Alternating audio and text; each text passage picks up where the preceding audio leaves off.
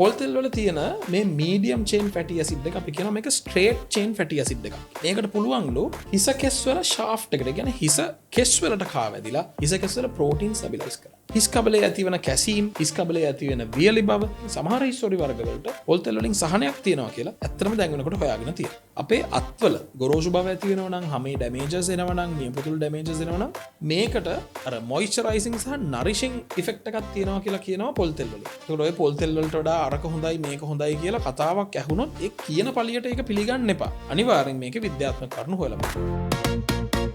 වෛද්‍යතුමනි, අපි දන්න දෙයක් තමයි අපේ කොස්මැටික්ස් වලට නැත්නම් බියුටි ප්‍රොඩක්ට් වලට පොල් තෙල් පාවිච්චි කරලා ඉතා ඉහළ මිලකට මේවා විකුණනවා. මේ ගැන ડોක්ටර් මොකද හිතන්නේ? රසිකා, ඔයා මේ කොස්මැටික්ස් පැත්තට මේ කතාව ගෙනාපු හින්දා මම උදාහරණ ටිකක් එක්කම කතා කරන්න. සාමාන්‍යයෙන් හිසේ සිට පාදාන්තය දක්වා තියෙන ගොඩාක් කොස්මැටික් ප්‍රොඩක්ට්ස් වලට, ගොඩාක් බියුටි ප්‍රොඩක්ට්ස් වලට මේ පොල් තෙල් පාවිච්චි කරනවා. අපි හිසෙන් පටන් ගමුකෝ. උදාහරණයකට ගන්න හිසේ ගාන තෙල් වර්ග. ඊළඟට ගත්තම හිසේ ගාන ෂැම්පු වර්ග.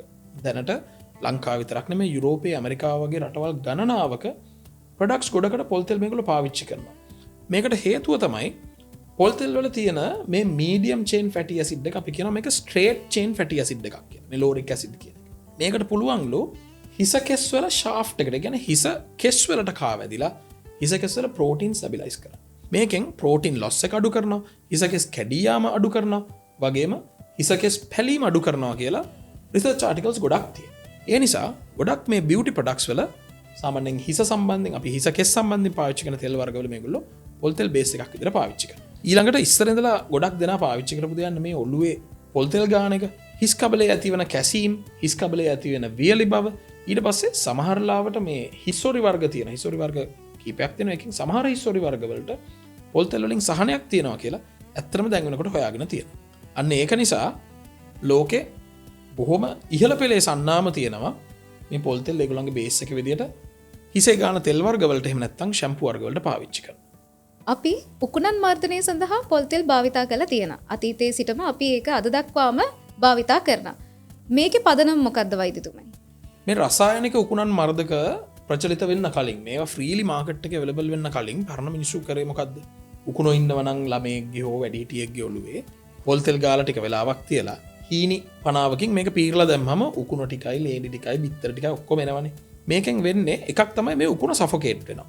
වෙලා උස්ම ගන්න බැරුව උකුණ මිය යනවා. දෙවෙනි එක තමයි හිස කෙස් වලට තදින් ඇලිලා තියෙන උකුණෝ සහ මේ බිත්තර ගැලවිලා යනවා කියනවා මේ පොල් තෙල් පාවිච්චි කරා. මේක පරණ කාලේ පාවිච්චි කරපු සාර්ථක ක්‍රමයක්. දැනටත් අපි කියන පොඩි අයට, ඉතා පොඩි දරුවන්ට කෙමිකල්ස් වලට යනවට වඩා මේ වගේ ගෙදර විදියක් පාවිච්චි කරලා බැලුවට කිසිම ගැටලුවක් නැහැ. ඒක නිසා දැනටත් පුංචි දරුවන්ට අපි මේ කෙමිකල්ස් පාවිච්චි කරලා උකුණ මර්ධනය කරනවට වඩා සාමාන්‍යයෙන් ගෙදරදී මේ පොල් තෙල් ටිකක් ගාලා කොණ්ඩේ පීරලා මේ වගේ දෙයක් try කරලා බලන්න පුළුවන්. එතකොට වෛද්‍යතුමනි, මේ පොඩි පොඩි කැසීම් වලට පොල් තෙල් පාවිච්චි කරනවනේ අපි. මේකේ විද්‍යාත්මක පදනමක් තියනවාද? දැන්නේ ශශිකා, අපිට මේ කසනවට ගන්න ක්‍රීම් වර්ග මහා පරිමාණව මාකට් එකේ තියෙන්නේ. මිනරල් ඔයිල් වර්ග තියෙනවා, පැරෆීන් තියෙනවා. ඊට පස්සේ ගියාම ඒක්වස් ක්‍රීම් කියලා ඕවා එන්න කලින් ඉස්සර කාලේ මිනිස්සු මේ මොනවා හරි අතට අහු වෙන තෙල් කන්නේ ගෑවේ. කොමන්ලිම අපිට තිබ්බේ ලංකාවේ පොල් තෙල් විතරයිනේ ඉස්සර. එතකොට මේ පොල් තෙල් ගෑහම මේ තන පළවෙනියම වෙන්නේ මේ කැසීමට හේතු වෙන අපි කියන්නේ ඉච් ස්ක්‍රැච් සයිකල් එක කියන එක කැඩෙනවා. එතකොට ඒකෙන් කැසීම ටිකක් අඩු වෙනවා. ඊට පස්සේ මම කිව්වා රිසර්ච් ආටිකල් එකක් තියෙනවා කියලා හැමේ ඉන්ෆ්ලමේටරි රියැක්ෂන් එක. ඒ කියන්නේ ප්‍රදාහ තත්ත්වය යම් ප්‍රමාණයකින් අඩු කරන්න මේ පොල් තෙල් වලට හැකියාව තියෙනවා කියලා හොයාගෙන තියෙනවා. සමේ වියලීමට පොල් තෙල් වල ඉෆෙක්ටිවිටි එක මිනරල් ඔයිල් එකකට සමානයි කියලා ආටිකල්ස් තියෙනවා. 2014 ලියපු ආටිකල් එකක් තියෙනවා, රිසර්ච් ආටිකල් එකක්. මයිල්ඩ් එක්සීම කියන රෝගී තත්ත්වයට, ඒ කියන්නේ හැමේ ඇති වෙන කැසීම් තත්ත්වයක් මේක. මේකට මිනරල් ඔයිල් හා සමානව අපි පොල් තෙල් වල ඉෆෙක්ටිවිටි එකක් තියෙනවා කියලා ආටිකල් එකක් තියෙනවා. ඒතර මේ පරණ මිනිස්සු මේ කරපු වැඩේ මෝඩ වැඩක් නෙමෙයි. මේකට විද්‍යාත්මක පදනමක් අද වෙනකොට අපි නෙමෙයි සුද්ධ හොයාගෙන යනවා.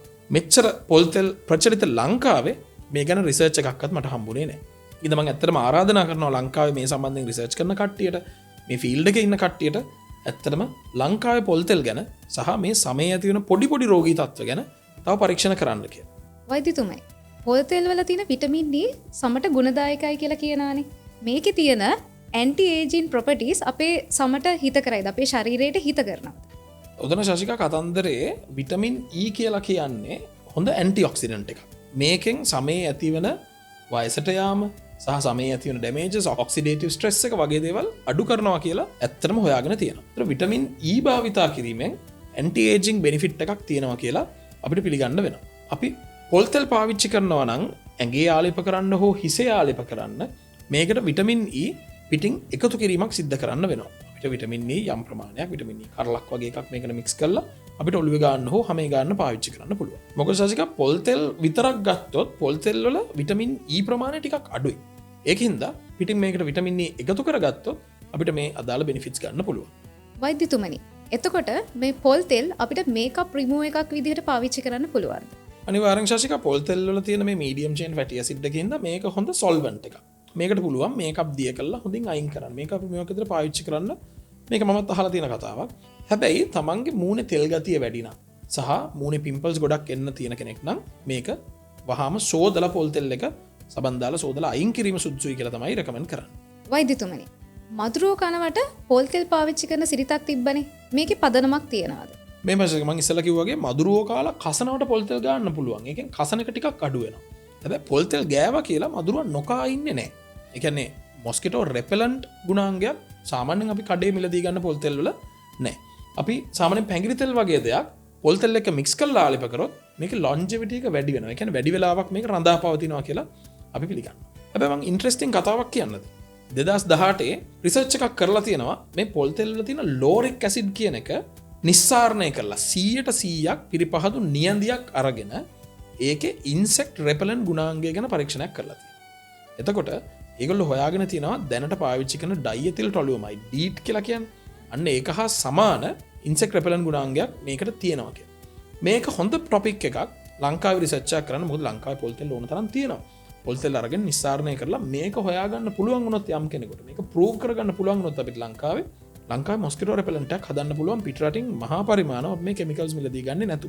මේ ගැන ඉන්ට්‍රෙස්ට් එකක් තියෙන කට්ටිය කියවන්න මේ ගැන හොයලා බලලා පරීක්ෂණ කරන්න කියලා මම ඉල්ලා සිටිනවා. එතකොට වෛද්‍යතුමනි, අපගේ අත්ලේ මෘදු බව පවත්වාගෙන යන්න, නියපොතු වල නිරෝගීකම පවත්වාගෙන යන්න පොල් තෙල් වලට පුළුවන්ද?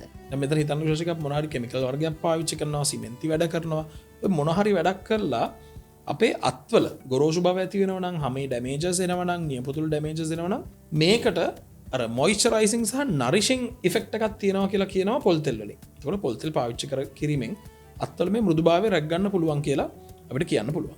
එතකොට වෛද්‍යතුමනි, අපේ මේ විවිධ පුද්ගලයන්ගේ කකුල් වල ෆංගස් ආසාදන ඇති වෙනවනේ. මේ දේවල් වලට පොල් තෙල් වලින් යම්කිසි සහනයක් තියනවාද? මෙතන ශශිකා අපිට මේක බෙහෙතක් විදියට රෙකමන්ඩ් කරන්නේ නැහැ මම. හැබැයි සාමාන්‍ය කැසීම් ඕනම එකට පොල් තෙල් පාවිච්චි කරන්න පුළුවන්. මේකෙන් කැසීම අඩු වෙනවා.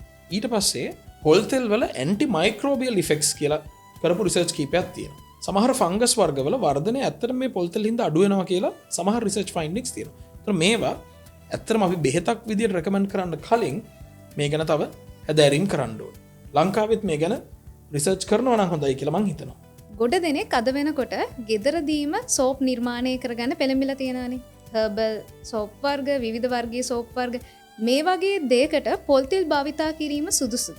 ශශිකා, DIY සෝප් පැත්තක තියන්නකො පොඩ්ඩකට. ලෝකේ ප්‍රධාන සන්නාම කීපයක් තියෙනවා. ඒගොල්ලන්ගේ සබන් හදන බේස් එක විදිහට පොල් තෙල් පාවිච්චි කරනවා. ඒකට හේතුව තමයි මේ පොල් තෙල් වල තියෙන අපි අර ඇන්ටි මයික්‍රෝබියල් ගුණ, මොයිස්චරයිසිං ගුණ වගේ දේවල් හින්දා මේගොල්ලෝ සබන් හදන පොල් තෙල් පාවිච්චි කරනවා. ගෙදර සබන් හදන්න පොල් තෙල් පාවිච්චි කරන්න පුළුවන්. මේක පොඩි කාලේ මාත් කරලා තියෙනවා. හැබැයි මේකට අපිට ගුණාත්මක භාවය ගැන සහතිකයක් දෙන්න බෑ. මේකේ ෆ්‍රී ෆැටි ඇසිඩ් කොච්චර තියෙනවද? මේකේ සෝඩියම් හයිඩ්‍රොක්සයිඩ් කොච්චර ඉතුරු වෙලා තියෙනවද?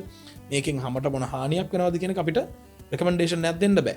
ඒකින්ද මම රෙකමන්ඩ් කරන්නේ නෑ ගෙදර සබන් හදන්න කියලා. හැබැයි පොල් තෙල් සබන් හදන්න ලෝකේ ප්‍රධාන සන්නාම් පාවිච්චි කරන හොඳ ඔයිල් වර්ගයක් කියන එක අපි තේරුම් ගන්න ඕනේ. පැරණි කාලේ ඉඳන්ම පොල් තෙල් අපේ කෝකටත් තෛල විදිහට පාවිච්චි කරලා තියෙනවනේ. ඇත්තටම දැන් විද්‍යාත්මකව බැලුවත් පොල් තෙල් අපි සුළු වශයෙන් හරි අපේ එදිනෙදා ජීවිතයේ වැඩ කටයුතු වලට යොදා ගන්නවා. එහෙම බැලුවාම පොල් තෙල් කියන දේ අපේ සංස්කෘතියට කා වැදිලා නේද වෛද්‍යතුමනි තියෙන්නේ? පොල් තෙල් කියන එක අපිට ඇත්තටම ගොඩාක් අපේ සංස්කෘතියත් එක්ක, අපේ රටේ තියෙන පොල් පරිභෝජනයත් එක්ක බැඳිච්ච දෙයක්.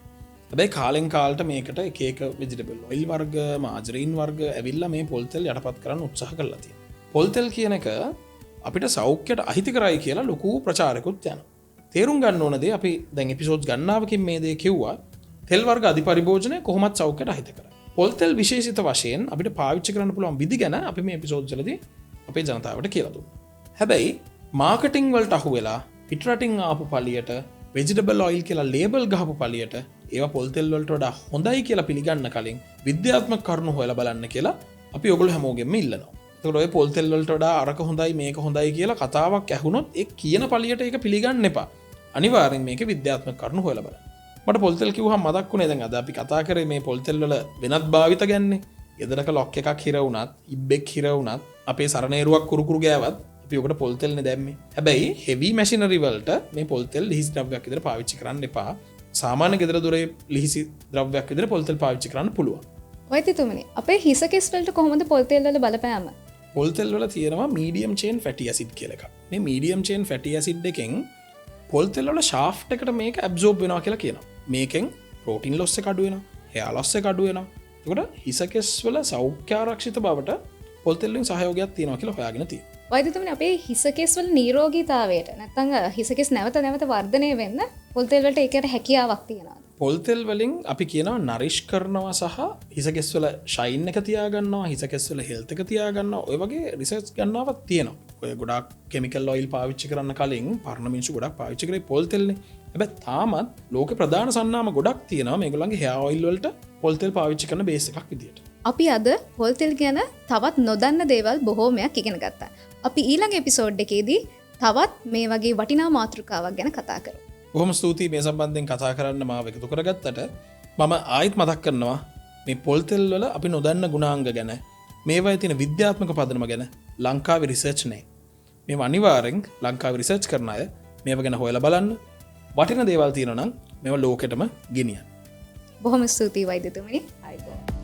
අද අපි කතා කරා වගේ තවත් වැදගත් දේවල් ඔයගොල්ලෝ එක්ක කතා කරන්න ඉස්සරහටත් අපි බලාපොරොත්තු වෙනවා. අපේ සෝෂල් මීඩියා ටික ෆලෝ කරලා ලයික් කරලා තියාගන්න. ඒ වගේම තව කෙනෙක්ට දැනගන්න ෂෙයා කරන්න අමතක කරන්න එපා. ඒ වගේම අද අපි කතා කරපු දේවල් ගැන මොන හරි ප්‍රශ්නයක් තියෙනවා නම් මේ වීඩියෝ එක යටින්ම කමෙන්ට් එකක් දාන්නත් අමතක කරන්න එපා. එහෙනම් ඉස්සරහට තවත් අලුත් වැඩකින් අපි ආයෙත් හම්බෙමු. Stay tuned.